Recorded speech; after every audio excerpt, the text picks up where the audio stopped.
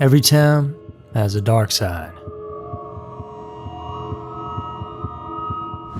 The oldest part of one of the most prestigious schools in America, Stanford University in Clara County, California, lies the more than a century-old Stanford Memorial Church. Built during the American Renaissance period, it's the university's architectural crown jewel that never fails to awe its visitors. This church was one of the earliest and remains one of the most prominent interdenominational churches in the West. In more recent years, it was in the news as the site of the memorial service for Apple's CEO Steve Jobs, a native of California himself. But not many know, or prefer not to remember, that the Stanford Memorial Church was once a crime scene of a brutal murder back in 1974. Arlis Perry may have been an ordinary 19-year-old girl, but how she was killed just a few feet away from the church's altar became a prominent case that achieved closure 44 years after. Well, almost.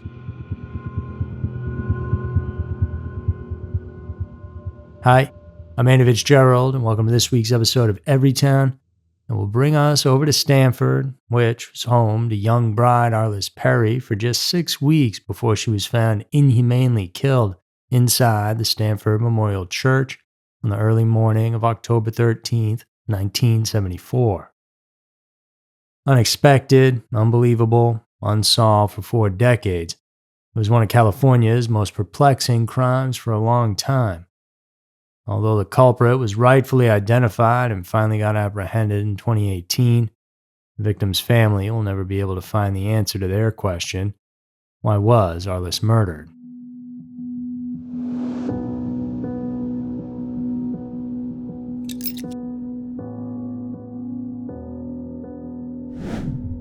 Arlis Perry was born Arlis K. Dakota in Bismarck, North Dakota on February 22, 1955. She was in Stanford, California at the time of her death in order to be with her high school sweetheart turned husband, Bruce Perry, also born and raised in Bismarck, who was a sophomore pre-med student at Stanford University in '74. Arlis was the youngest of the 3 children of Marvin and Jean Dakota, who raised their kids in the quiet and sleepy town in the American Midwest. Arlis was described as a devout Christian, known for her very optimistic, compassionate, and kind nature. She had a sheltered upbringing that possibly molded her to become very trusting and naive. At Bismarck High School, she was a cheerleader who also excelled academically. According to her mom, Jean, the good-natured teen expressed her kindness by baking cakes for her fellow cheerleaders and the high school's basketball team. She was a petite girl, but with a big heart, which is why Bruce became so enamored with her. The young man was not only dedicated to his studies as a scholar, but he was also a competitive athlete who set many local records for his prowess in track and field.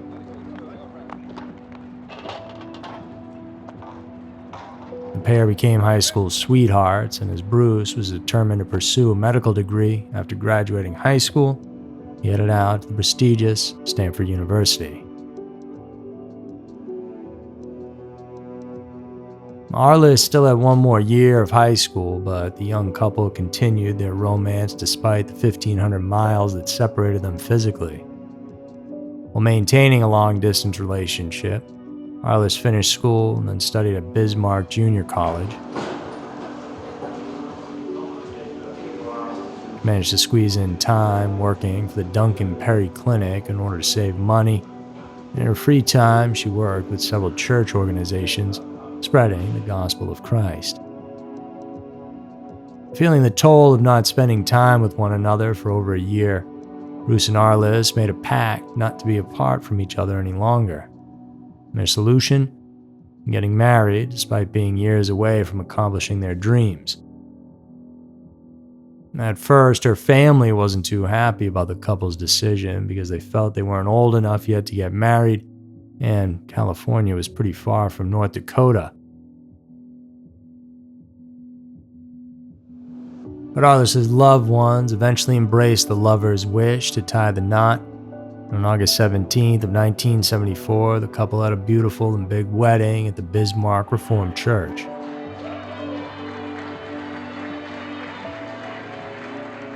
A couple of weeks after their honeymoon, the newlywed couple made the initial step towards beginning their new life together by moving to Stanford, California. When the brand new Mr. and Mrs. Perry drove their car to leave their hometown for good, it never dawned on the Dakota family that it would be the last time that they'd see Arlis again.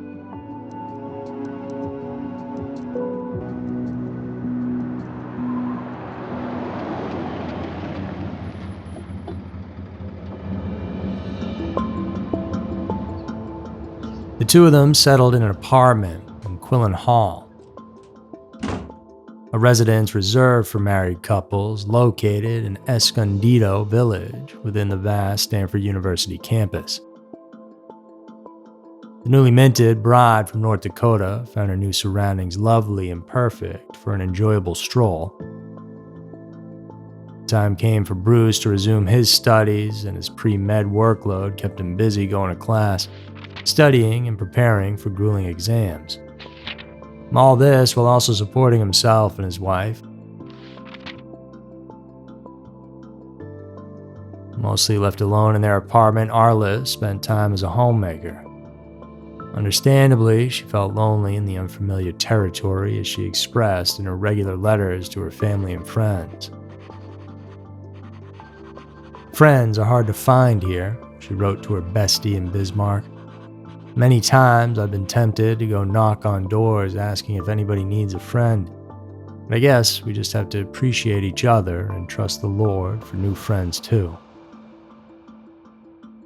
Before long, Arlis took on a job as a receptionist at the nearby Palo Alto law firm of Spaeth, Blaise, Valentine, and Klein, hoping to alleviate some of the loneliness and possible boredom she may have felt. Getting the job changed the young wife's disposition, and she wrote to friends about how her married life with Bruce was all falling into place. She found the California weather exciting, and her spare time in between working and keeping their home was spent walking and jogging around the university campus. It was inevitable for a religious individual like Arlis to be drawn to the huge and grand Stanford Memorial Church, situated just about a half a mile from their apartment. She frequented the church, which had become her sanctuary and a source of comfort and solace. Married life in California had settled in on the Perry couple, and they were headed for bliss. Still in a period of adjustment, though, Bruce and Arlis had occasional spats. These are normal, even add a little spice to a romantic relationship. No one guessed that a trivial tiff could lead to a major catastrophe, and end a budding marital union even before it could ever fully bloom. And sadly, that was the tragic fate that awaited Bruce and Arlis, just 8 weeks after they exchanged I-do's.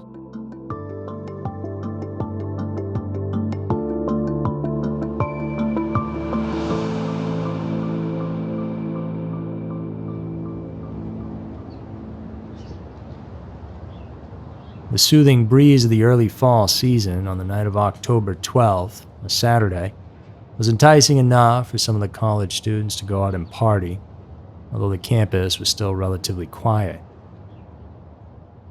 Arlis wanted to take a breather and decided to go for a walk to the mailbox, as she had a new bundle of letters to send to her family and friends back in North Dakota.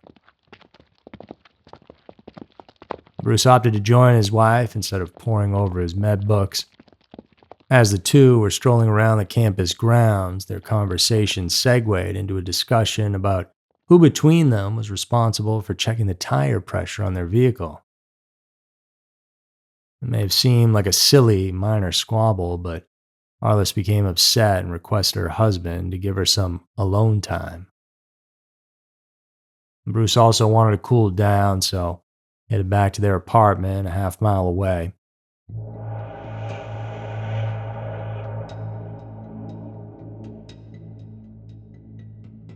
Left on her own, Arlis went inside the nearby memorial church to pray. It was around 11 p.m., and the church was practically empty except for Arlis and two other people sitting in the back. They noticed that she sat at the front pew of the church on the left side. Moments later, while the two worshippers were about to leave at around 11:35 p.m., they noticed a man in a blue short-sleeved shirt entering the church. They described him as around 25 years old, with a medium build and parted, sandy blonde hair. At roughly 11:50 p.m., night duty security guard Stephen Crawford went inside to inform them the church would be closed shortly. He came back 20 minutes later, took a quick look around, and when he found it empty, Stephen locked the church doors. Meanwhile, Bruce was anxiously waiting for Arlis to come home. His fear lingered in the back of his mind. He decided to head to the church by 12:30 a.m., knowing that was really the only place his wife could be. He found the doors locked and all the lights turned off. He checked the side doors and the back part of the church, but didn't find any open door. He then wandered around campus, hoping to bump into Arlis, or God willing, she'd already gotten back to their cozy apartment while he was out. But Bruce found their love nest empty when he got home. Back in the church, security guard Stephen checked it at 2 a.m. as part of his duty was to make a security pass every 2 hours, and he saw and heard nothing unusual. When there was still no signs of Arlis by 3:30 a.m., Bruce decided to call and report the incident to the Stanford security officers. They checked the church haphazardly and believed that no one was left inside as all the doors were locked. And then, a couple hours later, the man who secured the Stanford Memorial Church, a few minutes past midnight, would find Arlis inside.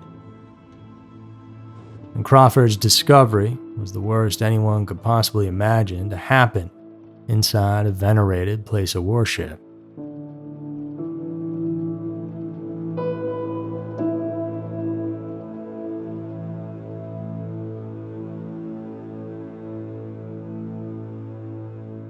At 5:45 a.m. on October 13th, Stephen made another security check at the church and found one of the west side doors already unlocked.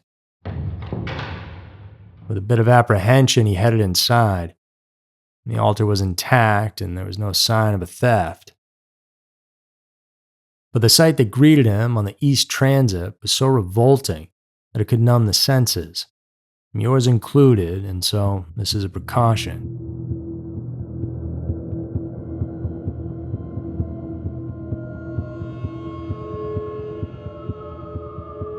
Stephen found Arlis among the front row of the pews, lying spread eagle on her back, half naked from the waist down. Her pants were draped across her lower half, almost in a ritualistic fashion, and they had been neatly placed. There were multiple bruises on her body, which indicated that she suffered from a beating. The mark on her neck showed she had been strangled. What was worse, an ice pick was protruding from her head, just behind her left ear. The handle of the pointed object had been broken off and was missing. Her blouse was ripped open, her cold arms positioned across her chest while holding close an altar candle pushed up between her breasts. Another 24-inch candle was forced inside her below that. It was the final brutal act that desecrated the body of Arlis.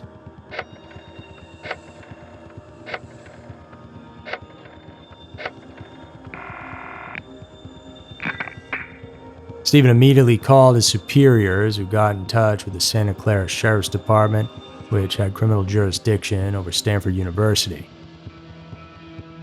Shortly after, an investigation was underway. They determined that the unlocked west side door had been forced open from the inside, as in, that was an escape. They also found a man's DNA sprayed onto an altar pillow placed near the body of Arlis. Moreover, a latent palm print was found on the surface of one of the candles. Some accounts claim that from a bird's eye view, Arlis's body was set in a certain manner so that the position of her legs appeared like a diamond shape, resembling a pentagram. And thus speculations that Arlis's death was some type of satanic ritual, or, a few years later, believed to have been perpetrated by the son of Sam. But those all remained assumptions, depending on who you talk to.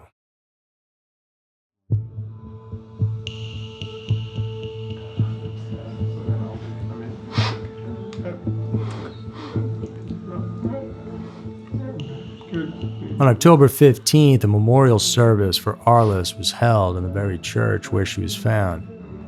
Bruce was joined by his father and other family members, as well as the co-workers of Arlis who were from the law office. Interestingly, one of her male office mates was surprised to see the quote-unquote real Bruce at the service. See, he thought Bruce was a man he had seen visit Arlis at the office. The same man he saw having what looked like a serious talk with her the day before she died. This male visitor was described to be in his early 20s, about 5 foot 10 inches tall with regular length blonde hair. This description resembled the man seen entering the church shortly after Arlis had gone inside too. So was he a potential suspect? He certainly should have been, but for some reason, investigators didn't dig deeper into this angle. On October 18th, Arlis was laid in her final resting place back in Bismarck. It was attended by the grieving and outraged Dakota and Perry families, who kept the details of the murder from the public for a while. In tragedy, the family members were more united by their earnest desire to seek justice for the tragic demise of Arlis. The investigation eventually focused on the two people who had last seen the girl, her husband Bruce and security guard Stephen Crawford, who discovered the body.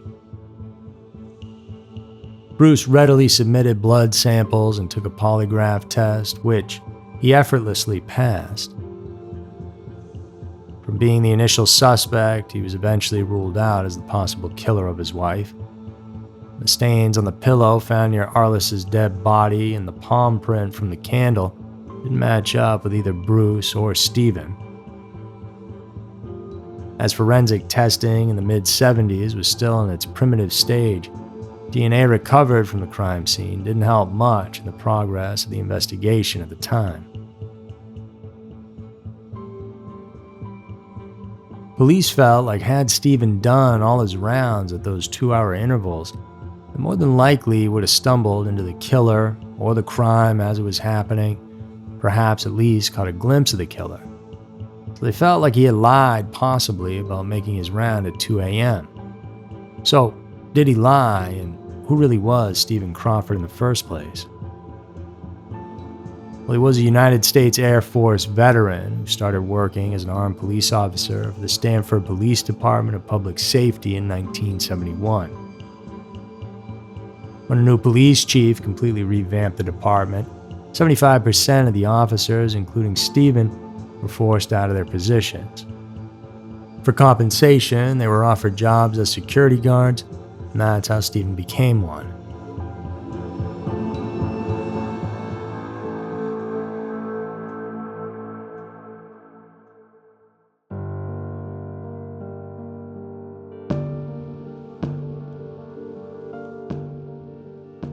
By the end of 1974, the Arlis case had become cold.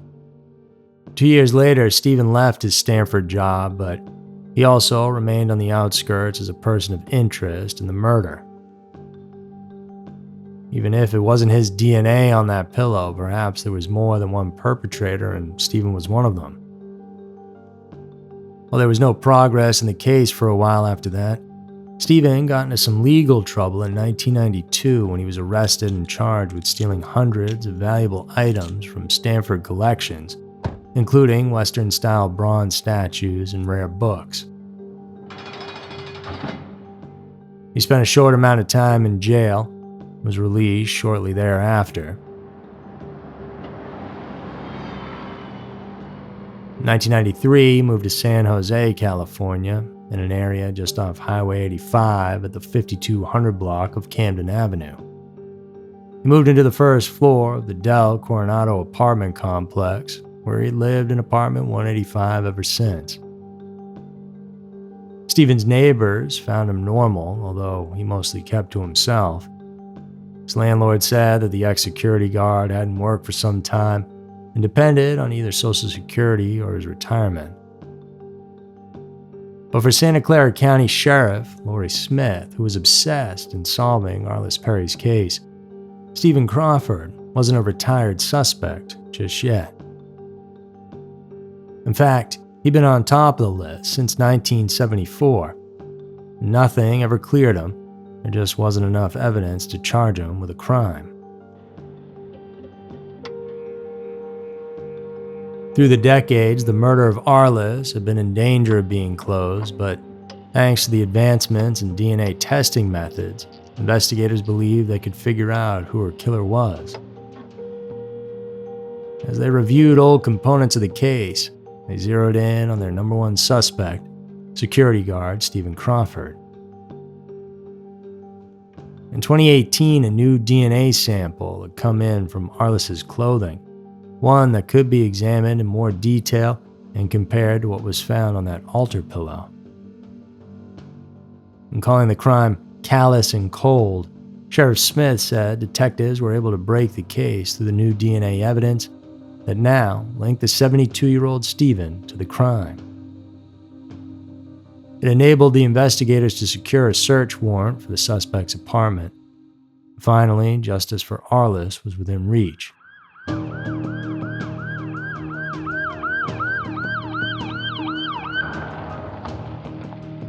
At 9:04 a.m. on Thursday, June 28th of 2018, the detectives arrived at Stephen's apartment with a search warrant and a certainty to arrest him.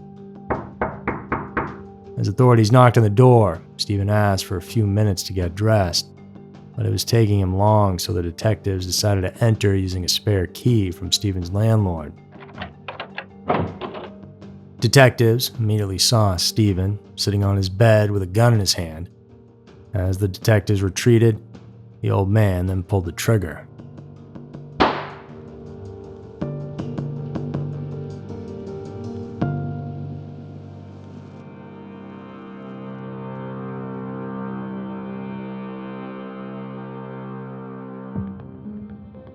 One of the things found by the detectives in Stephen's apartment was a rambling note from 2016. Sheriff Smith said the date coincided with the start of an intense interrogation of Stephen again about Arlis's murder. Perhaps this was Stephen's only way of eluding arrest and conviction, knowing all along that time would eventually catch up with him. But was it enough compensation for the life of Arlis that he had taken away? The promising girl was just barely 20 years old. Arlis's family considered it closure, but sadly her father, who passed away just 3 months earlier, didn't get a chance to witness it. The Dakota family, however, their patriarch is now celebrating in the afterlife with his daughter. The piece of the puzzle is still lost. Why exactly did Stephen murder Arlis almost 50 years ago? Until the answer is known, her murder isn't completely solved. And is it possible this man committed more heinous crimes that to this day remain unsolved out there?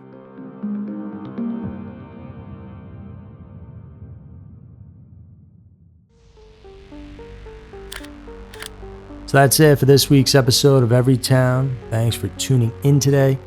Please do subscribe, like, and share with friends if you enjoyed it. Remember to come back next week for another episode filled with scary, strange, and mysterious stories, because you never know Maybe your town will be next.